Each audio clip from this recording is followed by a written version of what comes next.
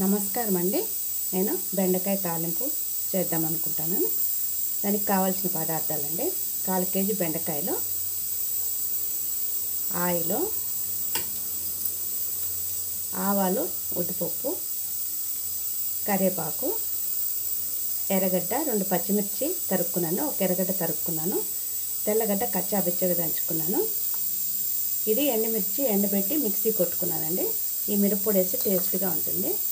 ఇప్పుడు పెనం పెట్టుకుందాం. చూడండి, పెనం పెట్టాను స్టవ్ వెలిగించి. చూడండి, ఈ స్పూన్తో ఒక 3 టేబుల్ స్పూన్లు పోస్తున్నాండి. ఎందుకంటే ఎర్రగడ్డ వేసాం కదా, కావాలి అందుకనేసి.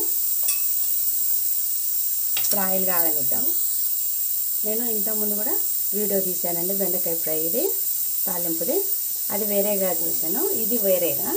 అది ఉట్టి బెండకాయ వేసాను. ఇప్పుడు దీంట్లో ఎర్రగడ్డ, పచ్చిమిర్చి యాడ్ చేశాను. ఇది కూడా చాలా బాగుంటుందండి, ఒకసారి మీరు కూడా ట్రై చేయండి. చూడండి, ఆయిల్ కాగింది. ఉద్దిపప్పు, ఆవాలు వేస్తాము. చూడండి, ఉద్దిపప్పు వేసింది. వేస్తున్నాను. ఇప్పుడు ఎర్రగడ్డ, పచ్చిమిర్చి. అది ఒక 2 నిమిషాలు వేగినాక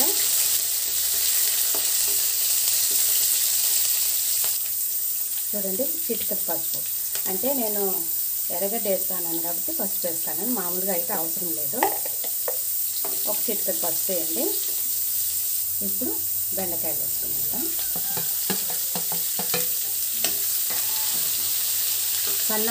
చిన్న మంట పెట్టుకుందామండి. చూడండి, పసుపు చెప్పలేదనేసి, సాల్ట్ చెప్పలేదని వేయకుండా ఉండొద్దండి, వేయండి.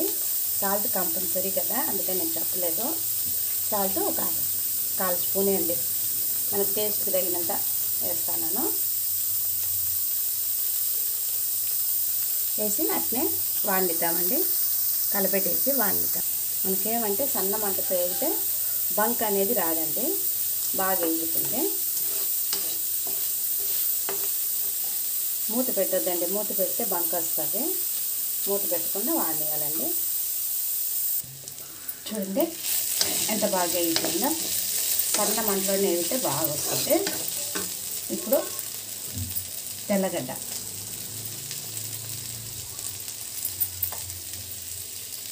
వేసి అట్లా కలబెట్టేసి 1 నిమిషం పాటు అట్లా ఉంటే కొంచెం వేగుతుంది. బెండకాయలు కూడా ఎన్నో వెరైటీలు చేసుకోవచ్చండి. పులుసు పెట్టుకోవచ్చు, పుల్లగూర చేసుకోవచ్చు, తాలింపు చేసుకోవచ్చు, పచ్చడి చేయొచ్చు. బెండకాయ తాలింపులోనే 3-4 రకాలు చేయొచ్చండి. నేను ఇది 2వ రకము, ఇంకా ఉందండి, ఇంకొకసారి కూడా ఇంకో వీడియో పెడతాను. ఇప్పుడు కారం వేసేద్దాము. 1 స్పూన్ వేస్తానండి.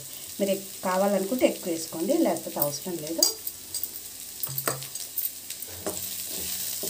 చూడండి, అయిపోయింది. ఇంకా స్టవ్ ఆఫ్ చేసుకున్నాం. మీరు కూడా ఒకసారి ట్రై చేసి చూడండి, చాలా బాగుంటుంది.